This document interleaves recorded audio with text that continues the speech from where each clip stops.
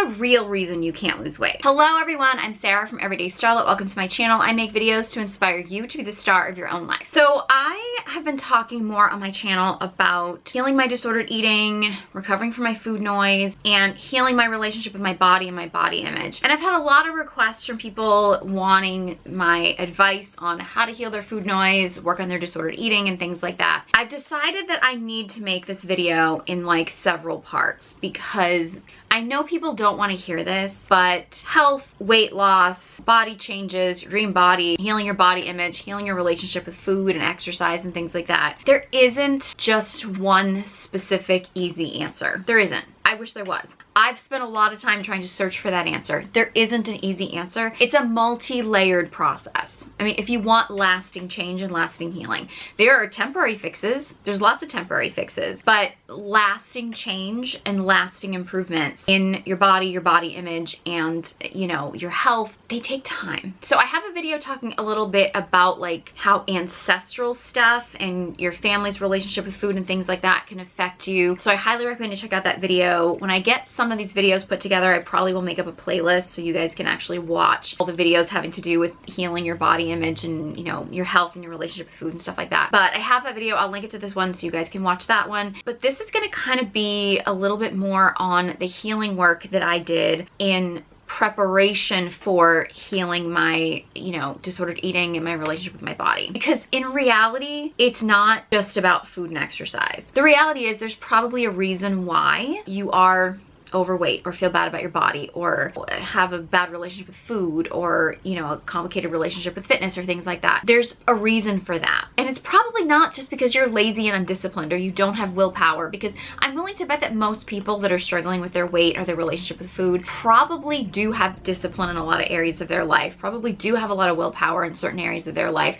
probably are really motivated in certain areas. They just struggle with health in their body and their relationship with food and exercise. If just shaming people into having more self-discipline or trying to like power through your diet plans or things like that or whatever, or, you know, having skinny talk shame you into this stuff, like if that stuff really worked, it would work long term. It doesn't. Some of those things may work short term, but they don't work long term. If you have, you know, a weight problem or a bad relationship with food or a bad relationship with your body, it's probably a symptom of a deeper issue. And if you don't get to the deeper issue, then all the diets and the fitness plans and the everything is really just a band-aid to cover up a deeper problem. So in this video, I want to focus on some ideas of how to work on healing the deeper issues, because I really think that's where you need to start. One of the things for me, when I started kind of working on this, I'll call it my healing journey. I know people think of that as like a cliche now, but when I started my healing journey, it wasn't really about healing my relationship with food.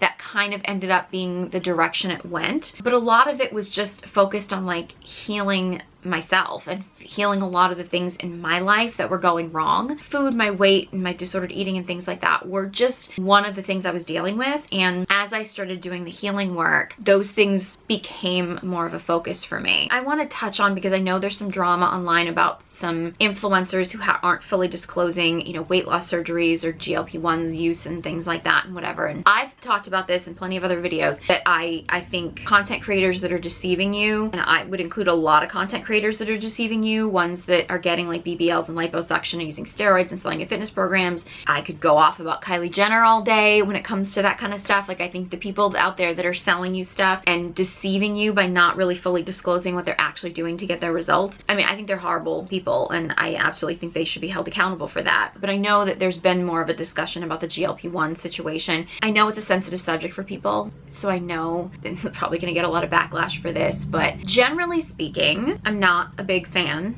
of the pharmaceutical industry. Not saying that they haven't done some positive things, but I think they're very untrustworthy. I think that they're a corrupt corporation like many other corporations. I think the GLP-1 conversation is really just their way of making money off of the already like trillion-dollar diet industry. I think that they're just putting a band-aid on a problem that like the food industry basically created. It's like they poisoned us and now they're selling us the antidote. You can call me a right-wing conspiracy theorist all you want, I don't care. As someone who has been dieting since she was 8 years old and is 45 years old now and has kind of seen it all, I really do think that the GLP-1 thing is really just the latest version of like the weight loss surgeries, and weight loss loss surgeries have a horrible effectiveness rate long term. Short term, they tend to be effective, but in the long term, people are very, very likely, I forget the actual percentage, but people are very likely to gain the weight back. I think with diets, all the diet programs out there, there's so many diet programs out there, they have a horrible long-term success rate. And I firmly believe that GLP-1s are gonna be the same way. I've thought this since I first started hearing about them. I think they're still too new as far as being mainstream to really have like long-term research, but as they've become popular and the more I'm starting to hear about people using them, the more I'm starting to believe that I was actually right, that they're not going to be effective in the long term. They may end up causing people a lot more problems in the long term, as a lot of pharmaceuticals do. One of the reasons why they're not effective in the long term, why diets aren't effective in the long term, why weight loss surgery is not effective in the long term, is because it doesn't deal with the root of the problem. It doesn't deal with the actual reason why you gained weight in the first place. It doesn't get to the root of the problem as to why you have a complicated relationship with food, why you have disordered eating. It doesn't get to the root of the problem. And until you get to the root of the problem, the rest of these things are just band-aids. They are. This is like a whole other subject, but like the number of women that I'm hearing are saying like, oh, GLP-1s cured my PCOS, they cured my thyroid, they cured my hormone imbalance. This is the birth control conversation all over again. When every woman got put on birth control to like heal their hormones or heal their endometriosis, whatever, and it was just a band-aid. It was not a long-term solution. And at the end of the day, it's very likely that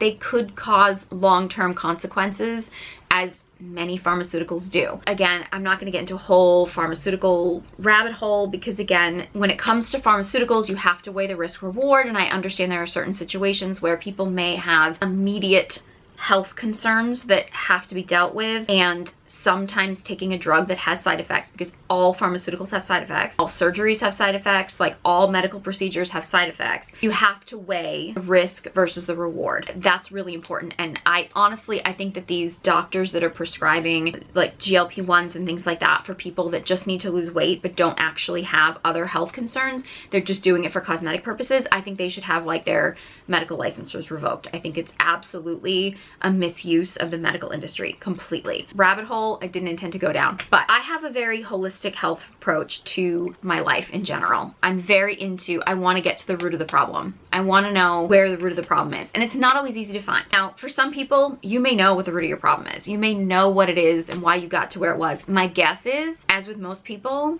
there's not like one thing. It's not like one answer to your problem, like, oh, this happened to me in childhood, so now I have a weight problem, and if I just fix that mindset, then I'll be fixed. Like, there's multi-layers to things. Until you work on those multi-layers, you're probably going to continue the pattern throughout your life until you work on healing the root of the issue. And again, there is no like just easy answer for me to give you, like, hey, do this and your problems will be solved. I wish there was. I could make so much money if I could just give you that answer. And a lot of people are making a lot of money just pretending that they have that answer, including the pharmaceutical companies. But I'm not going to do that because there isn't one easy answer. The things that worked for me may not work for you, but some of the things that worked for me may work for you, and some of them might be things that you can try. Some of the things that like did not work for me may work great for you. I just want to kind of give you a little bit of an overview of some of the things that I've done and some of the things that I've tried in my healing journey to give you some ideas. I can tell you what worked for me, especially with women, although I think this can apply to men, but I think this is especially true with women. Getting in tune with your intuition is the most important thing. We as women outsource our power so much to the medical industry, the pharmaceutical industry, but also to content creators online, to the media, other people randomly that we meet. Like, as women, we outsource our power so much. It's one of the reasons why, you know, it kind of kills me when I get people that come to my content and be like, well, I have a degree in this, or I have a certification in this, and it's just like, okay, that's great. But like, they also complain about the patriarchy, and I'm like, you realize that the patriarchy is the thing that certified you.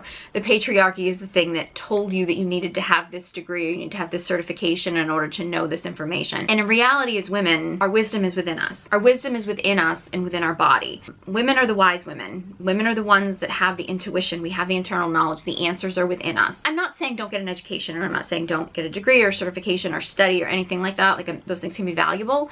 I think you need to be really careful where you get your information from, but at the end of the day, the answers are within you. It's really important to tune into those answers. And I think sometimes we get really caught up in like outsourcing the answers from other people. So when I talk about some of these things, some of these healing modalities, feel into it. feel into your body. What do you feel drawn towards?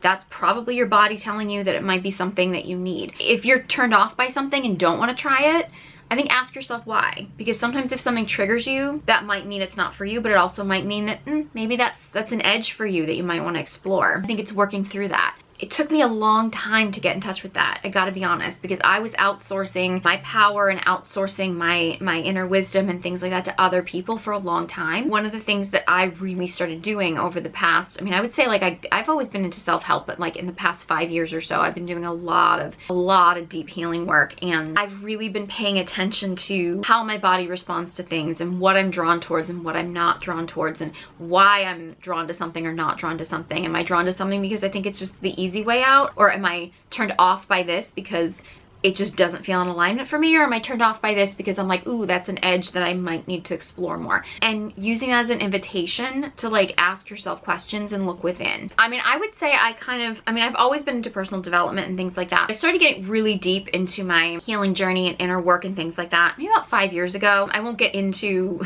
my entire backstory. Some of you may know some of this stuff, but I had kind of like a few years of my life. It was kind of like 6 years of my life prior to that, where like my whole life kind of got like completely, my whole life basically just collapsed around me. Everything sort of fell apart and my whole life was just in massive chaos. And it really, I just went searching for answers and searching for help because I got to some really dark places, and that's kind of what really started a lot of the deep work that I started doing. I have not been drawn to talk therapy. I did try it many years ago. Probably should have shopped around for a different therapist. Didn't really click with the therapist I was working with and didn't really find it helpful. I probably should have shopped around for a different therapist, but honestly, it just didn't really feel, I didn't feel called to doing that. I'm not dismissing talk therapy by any means, and I think if it's something that you're drawn to and if it's something you feel like could be helpful, by all means, go for it. I did work with some like life coaches and women's coaches and things like that over the past 5 years. Some that I really liked and some that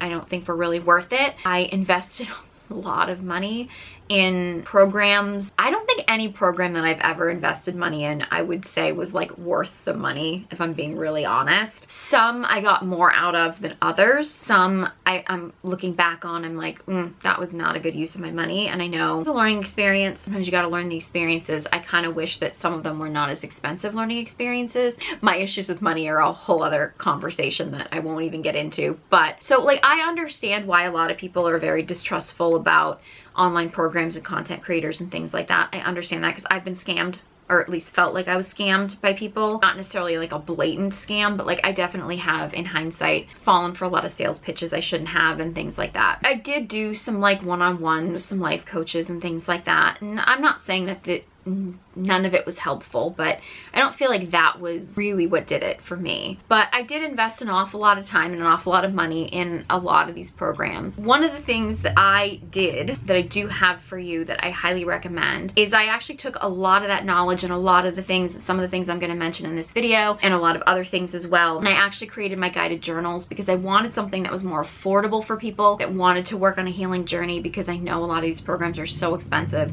They're very time consuming and they tend to be an investment, and I just wanted to create something that I knew would be accessible for more people. So I created my guided journals. Now, neither of these journals are actually specifically for healing your food issues or food noise or anything. But like I said, those things are usually a symptom of a deeper issue. And I think these guided journals, I feel very strongly about them. I know I created them, but I created them for a reason because they're really a culmination of so much that I have learned over the past, lifetime, but I think especially 5 years that I've been doing the healing work. So I have my Recovering Pick Me Girl guided journal. This does have a chapter in here about body image. It also gets into stuff with childhood and things like that. The idea of a recovering pick me girl, the gist of it is basically to help you decenter men and decenter the desperate need for male attention and male validation. But that can be extended to also a desperate need to conform to society or to try to fit yourself or fit your body into some kind of a mold or something like that. So I actually really highly recommend this if you are struggling with weight, body image, and stuff like that. This is just a really great way of just like finding some of the areas of your life that you might need more healing work. Again, there is a chapter in here about body image and also some stuff about childhood stuff, like your relationship with your mother, relationship with your father, and the need for approval and stuff like that. relationship. So I just think this is really helpful. Like, even if you don't like necessarily think of yourself as being like a pick-me girl, so to speak, this can be really great for just healing your relationship with your body and your body image as well. And I also have the Dark Feminine Energy Guided Journal, which is, it's really focused on healing your dark feminine energy, which, you know, there's dark and light feminine energy. I do touch on the light feminine energy archetypes in this book, so it does kind of touch on both. It's one of the few books, I mean, it's a guided journal, but it also has a lot of information in there, and it's one of the few kind of books that's related to dark feminine energy that isn't meant to be a like seduce a man and become a femme fatale and like lure a man in or something. It's literally about connecting to the feminine energy within you. It is not about men. It is not about male approval. It is just about connecting to the parts of you that are really true to yourself, your true authentic feminine energy, your light and darkness, and it's really about finding your authentic you. And there's so many tips in here, and actually both of these guided journals, there's journal prompts you can get into, but there's also so much in there with like ideas for some activities and some practices that can really help you to do your healing work. So probably everything I mentioned in this video is probably going to be touched on in these books. So honestly, I mean, I know I wrote them, so I'm biased, but like I really do feel like they're such great invitations to help you on your healing journey. It's why I created them. I created them so they can be, you can work on them on your own time, and they're, you know, they're not like as expensive as doing some online program and stuff. And so that's one of the reasons why I created them. I feel really strongly about them. It's literally the culmination of like everything I've been working on to do my healing. So even though these are not necessarily like specifically like food noise or disordered eating specifically, they really will help you to get started on like healing the parts of yourself that are getting to the deeper root of your problem. Another thing that I highly recommend, because like I said, learning to tune into your body and your intuition is essential to the healing process. It really is. So another thing that I highly recommend, and this can take time and it's not always easy to do, that is to really clean up your life, clean up your social media, clean up your friendships, you clean up your relationships, and try to cut out all the noise that is not benefiting you. I realize that there's limitations to this, so honestly it's just about doing the best you can. For starters, cleaning up your social media or your online feed or things like that. You know, I used to follow like every Fitspo. Oh my god, I had so many like fitness, like ab and glute pics and stuff, not because that's what I was searching for, but because I followed so many like fitness and health influencers that it was just like these constant like gym selfies and stuff like that. Like I wasn't specifically looking for, but that's what was coming up because that's who I was following. And I just got to a point where I was like, you know what, I'm just gonna clear things out. I'm gonna clear out, and it's not that I don't follow anybody that's involved in health and fitness anymore, because there are some people who I follow because I genuinely like them, I like their personality, or even some people who I've gotten to know on social media and things like that. So it's not necessarily about eliminating everybody. It's just about clearing out the stuff that like triggers you, clearing out the stuff. And obviously you can't avoid every trigger, but like I just really cleaned up my feed. I stopped following the people that were just not adding to my life and were actually kind of taking away from it. You know, on Instagram I know you can mute people and things like that, but just go through and clear stuff out. Stop following the people that are reinforcing old beliefs about your body or reinforcing old ideas about, I mean, I understand like TikTok's really difficult with like skinny talk, and there's so much like ED stuff going on there, and it's difficult. And I realize it's a little bit harder to clear that out, I think, on something like TikTok, but maybe that also means filling up your feed, or, you know, searching for things or looking up things that are maybe completely not food related, maybe, I mean, or things that are just like different, like if you're into crafting, or, you know, you're into fashion, or so much. Fashion is it's a tricky one because that gets into body image, but like looking up stuff that does feed into your life in other ways, and, you know, doing your best. Obviously you're not going to be able to eliminate every trigger, but just cleaning things up. Like, you don't have to follow the content creators that are making you feel bad about yourself. You don't have to follow them. Like, it's your decision who you follow and who you don't. So it's really about like just cleaning that up. You know, maybe there are some people that you have to temporarily unfollow. You know, maybe they're just not serving you at this point in your life. Maybe down the road, maybe you do want to follow them. I mean, it's your choice. It's your social media. It's your feed. It's what you consume. And there's gonna be enough stuff in life that you have to consume because you are just bombarded with it that you don't really have a choice, that, you know, in areas where you do have a choice, make the decision to unfollow people that just don't feel like they're in alignment for you. And I think every once in a while it's good to just kind of like go through the people you're following and kind of go through your social media feed and be like, hey, is this really in alignment with the person that I want to be and the lifestyle that I want to have? And is this really going to be helpful in my healing? I mean, I know one of the things, I mean, you know, I've been a content creator now for a while and I realize I'm not a super famous one or anything, but in the course of, you know, like the last 15 years maybe, I don't know however many years it is that I've been doing social media, a lot of people I've seen that turned out to be scammers, that turned out to not be the people that everybody thought they were. And, you know, I've seen that with so many different people that like I've become pretty jaded about the people you see online. You know, to a certain extent, like the people that you follow at one point in your life may not resonate in other parts of your life, and that's okay. I also am not a big fan of like going on and being like, you've changed, I don't like you, or I'm gonna unfollow you, whatever. Just unfollow them. Like just move on. You know what I mean? Like, it's not that serious. This also goes to like people in your life, and I know this can be trickier if there's people in your life that are reiterating negative thoughts or are actually inhibiting your healing journey. I mean, if you can cut them out, like if it is possible. Some cases it may not be possible. I realize like everybody's situation is different. Boundaries are important. Maybe there are people in your life that you just have to say, look, I don't want to talk about dieting. I don't want you to talk about my body, or, you know, I don't want to talk about body image or things like, I mean, there might be people that you need to set that boundary with, and some people might not like it, but you know, you have a right to set the boundary. Again, with this, you gotta do your best. You know, in some cases it may just not be feasible.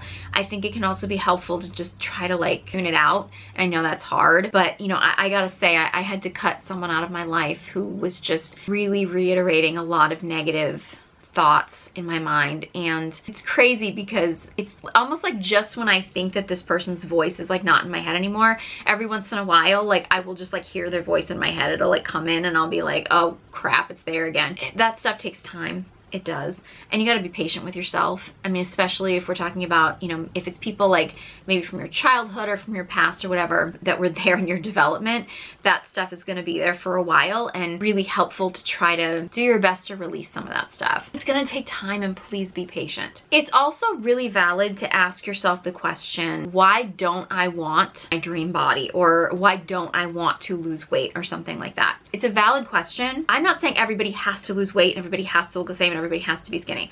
That is not my message at all. But if you do feel like you're not where you want to be, it's a valid thing, I think, to ask yourself, why don't I want this? Because that can help you try to figure out where you're blocked. It might be a multi-layered thing. It's probably not going to be one simple answer.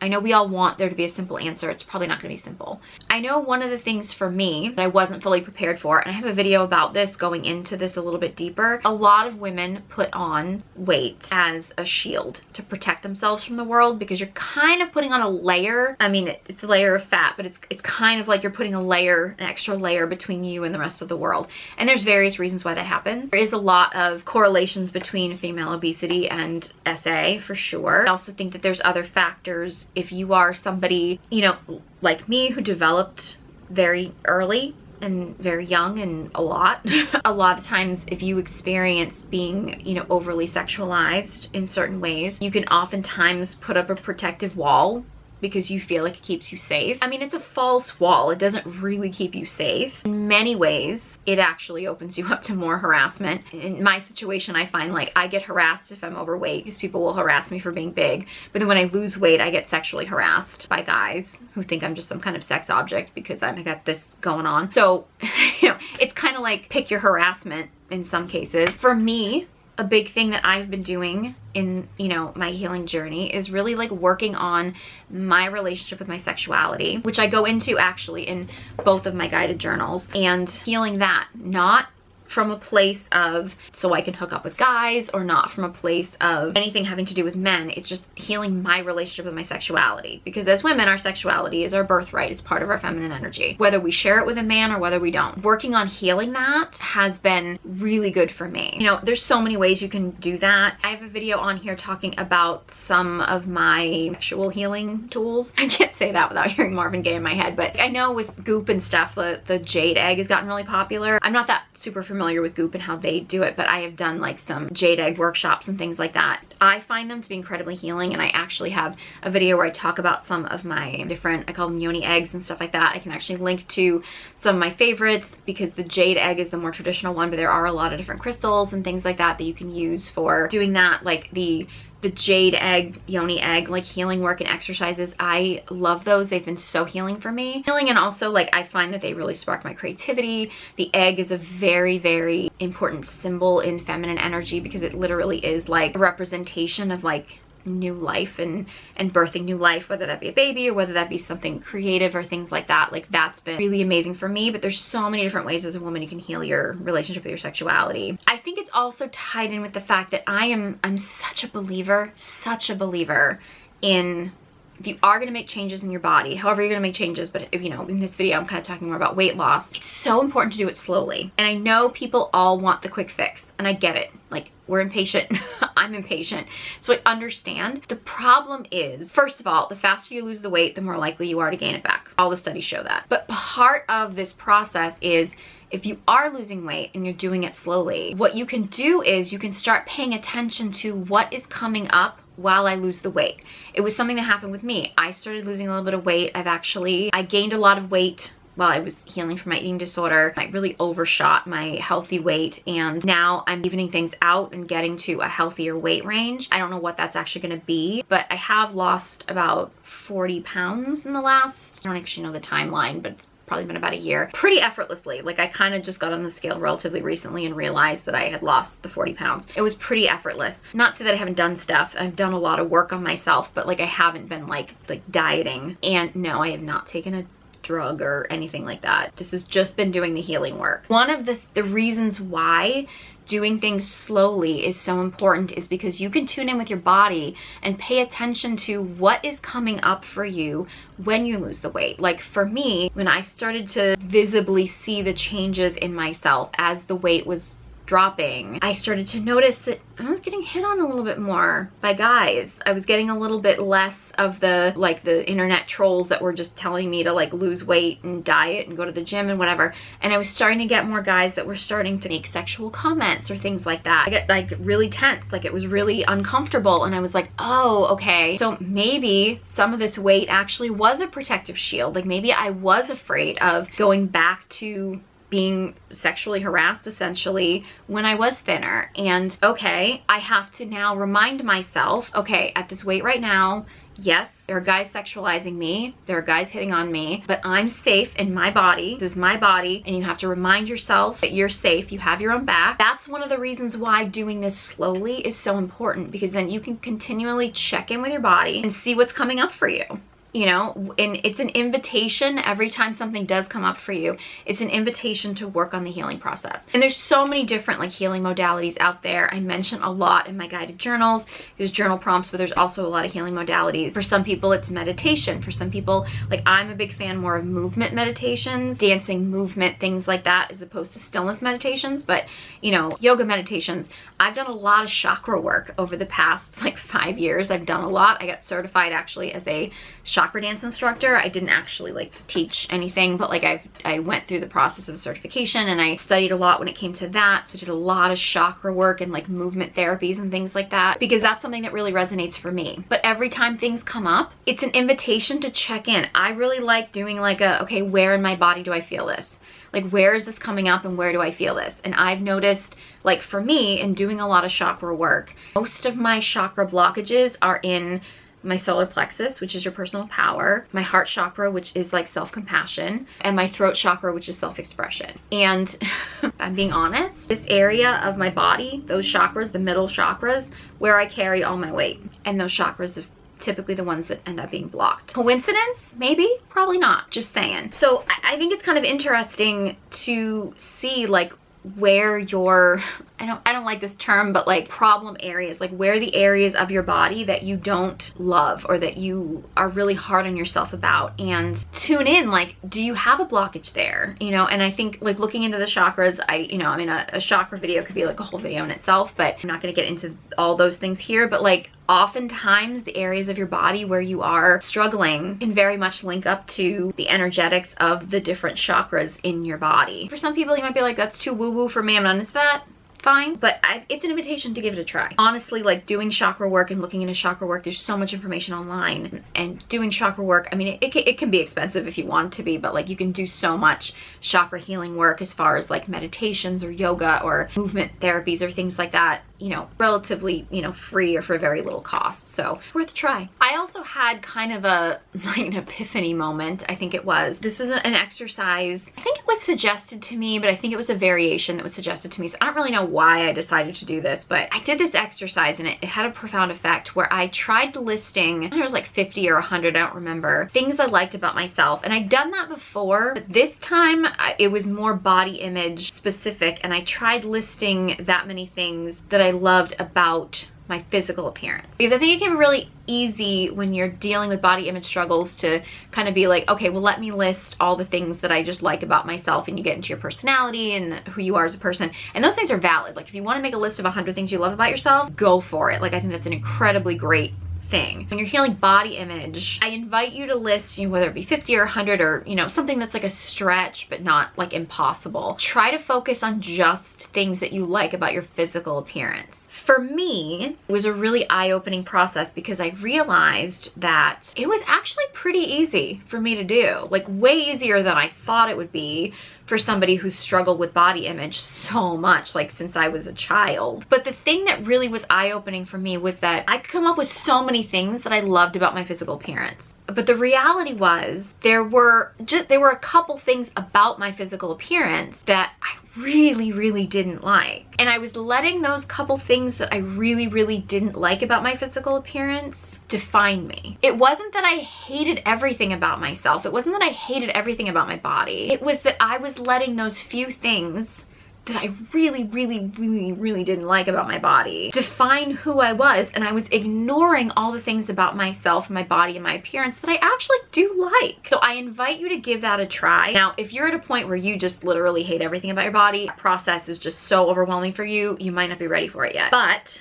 if you are at a place in your journey where you are able to look at the things that you do like about yourself, like challenge yourself to a list, try to make it attainable, but a little bit of a challenge, and make a list of the things that you do really like about your physical appearance. You'll probably come up with more things than you actually think that you can. It helps you to really realize that, yeah, there might be some things that you don't like about yourself, but maybe you should start looking at the things that you do like about yourself more and not focus so much on the things that you don't like about yourself, because there's so much about you I'm sure is beautiful. Like I'm not even looking at you, I'm looking at a camera right now, but not even seeing you, I'm sure that there are things about you that are absolutely beautiful. And I invite you to remember those, to be grateful for those, to focus on those, and realize that, yeah, we all have things we don't like about our appearance. All of us. Even the people that claim that they don't, I'm sure that they do. Because honestly, even the most like kind of like cocky, arrogant, and even attractive people that I've known all have insecurities. In fact, some of the more attractive people that I've known in life have way more insecurities than the less attractive people, if I'm being honest. It's an invitation to realize that there might be some things that you don't like about yourself, but they don't have to define you. They only define you if you choose to let them define you. So I have a video on here talking about my exercise obsession and healing that. And I mentioned this in that video, but sometimes movement and exercise and fitness can be therapeutic. But that's also a slippery slope, especially if you're somebody who's battling body image and disordered eating and stuff. So while I'm absolutely a huge fan of physical activity, I'm a huge fan of movement. I think movement therapies are amazing. I just ask you to be mindful with that, because I think sometimes movement therapy and exercise therapies and things like that, sometimes they can start getting into adding to a disordered eating behavior or things like that. So I just want to be mindful of that. Like things like yoga can be great, but if you start getting into this like obsessive like power yoga, ooh, how can I get like muscular arms with my yoga and stuff, and you start getting into that mentality, especially if you're in your healing journey of healing your relationship with food and your body and stuff, like sometimes you can get into negative habits. And I go more into in my other video, like healing exercise obsession and things like that. So I won't get into that here, but I just want to kind of make a note. I think I have a video about this. If I don't, I'll make one. Healing your relationship with your menstrual cycle. If you have a menstrual cycle, if you don't have a menstrual cycle, but you should have a menstrual cycle, I encourage you to seek the appropriate help. I tend to be more of an advocate of a holistic healing method, but healing your relationship with your menstrual cycle is important. Trying to work with your menstrual cycle as opposed to against it. If I don't have a video about that on here, I will make one, but I'm pretty sure that I do. So again, if you're a woman and you're in your menstruating phase in your life, healing your relationship with your menstrual cycle and working with your cycle as opposed to against it, one of the best things you can do for yourself. So I highly recommend that. I'm not going to go into too much detail, but that's so important. Another thing that has been huge for me, major game changer for me, is self-massage and healing touch. I mean, it's kind of taken on different incarnations over the course of my healing journey, but really what it is I try to send love to areas of my body that I usually send hate to. And that's really what it is. For me, it's been my abdominal area. Because I carry a lot of fat here. I have beat myself up over that for a long time. I've tortured my abs like you wouldn't believe in my desperate quest to get abs. Not that I don't still do core work, I do. I give myself regular abdominal massages. It helps with digestion, it helps with so many different things, but really what it is, it's sending loving touch to an area of your body that you usually send hate to. I also do chest massages, which I don't necessarily think I've like hated on my chest area so much over the years, but like I definitely haven't been as nice to it as I probably should have. I do often think people think that I'm a lot heavier than I am because I'm so large here, and it's always been difficult for me to buy clothes, but I've been shamed for it, but I've also been sexualized for it, but it's like a very complicated thing. So doing chest massages, doing abdominal massages for me, honestly, if there's another area of your body that you really dislike, maybe it's your arms, maybe it's your legs, your butt, your thighs, sending loving touch and massage to those areas is so healing, because usually the areas of your body that you really dislike don't get enough love. And I'm a firm believer in lasting change has to come from self-love. It can't come from self-hate. It can't come from self-hate or shame. It has to come from self-love. So the more that you hate on your body and you hate on the things about your body that you wish you could change, you might torture yourself into temporary changes, but you're not gonna have lasting, sustainable changes. So I really do believe that you have to send your body love and treat your body in loving ways in order to make positive, healthy changes in your life. And that can come in a lot of different forms. In this case, talking about like self-massage, sending loving touch and loving massage to an area of your body that you don't normally send love to, and that can be so healing. Honestly, spending time naked too, which I realize for some people it's circumstantial. I don't live alone, so it's hard for me to do that very much. But I think sometimes, like, again, that can tie in with the self-massages is, when you are changing your clothes at the end of the night, maybe spending a little bit of time without your clothes on and giving yourself a self-massage and really appreciating your body and sending love to your body at any size. And this is at any size and at any stage in your process of healing, whether you are at, a weight that you can't stand, or whether you are almost at your goal weight, or whatever it is, taking a little bit of time to just like maybe look at yourself in the mirror, admire yourself, admire your body, send your body love, send it loving thoughts, send it loving touch, really just loving on your body at whatever phase you're in. And I realize this can be harder or easier for some people depending on where you are. I'm such a firm believer that lasting change has to come from self-love, because I know this from experience. I have hated on myself and shamed myself into body changes several times in the course of my life. I've lost large chunks of weight many times in my life, and it wasn't sustainable because it was coming from self-hatred. And eventually that self-hatred is going to catch up with you. If you make changes in your life, and if we're talking about like weight loss or health or things like that, if you make those changes through self-hate, that self-hate's going to catch up with you. You're either going to finally break and be like, well, I hate myself anyway, so why keep doing this? And you're just going to end up right back to where you started. You may end up worse off than you were when you started. Or that self-hate is going to transfer to some other kind of negative behavior. Like maybe you won't gain the weight back, but you probably will pick up some other kind of like negative habit. You might start smoking or using some kind of drugs or get into some other kind of addiction or something like that because you still hate yourself. So you're still going to try to harm yourself and harm your body in other ways. The key to healing is self-love. You have to want to make changes in your body and in your life because you feel worthy of that, because you love yourself so much that you want to make healthy changes in your life. That has to happen. Like, the self-love has to happen. And I realize, especially if you're not in like a societally acceptable body size and you constantly have people telling you that there's something wrong with you or constantly shaming you or whatever, I realize that self-love can get really challenging. And I'm not diminishing that, but it's really the only way you're gonna find lasting change. And I say this in every video, but I cannot emphasize this enough. Your happiness is not on a scale. Your happiness is not in a body measurement. Your happiness is not in a dress size. It's not there. I'm not saying that making healthy changes in your life and having positive improvements in your body and stuff like that, I'm not saying they can't feel good. I'm not saying that can't be a goal. Of course you can want that. And yeah, it can feel good. It can feel like an accomplishment. It can feel like an achievement. I get it. I've felt that before. But if you're searching for your happiness there, you're not gonna find it. And what happens is, when you do get to whatever that goal is, and you realize that your happiness isn't there, you're either gonna keep going, and you may actually start pushing yourself to doing some dangerous things and going to some dangerous routes in order to try to get smaller or thinner or whatever, and doing some really unhealthy things to look healthy because you're still searching for that happiness. Or you're gonna realize that your happiness wasn't at that goal weight or that goal size, and you're just gonna throw in the towel, give it up, and you're probably gonna gain all the weight back and maybe even more, because that's not where your happiness is. You gotta find happiness in other ways. And this goes into my next piece of advice.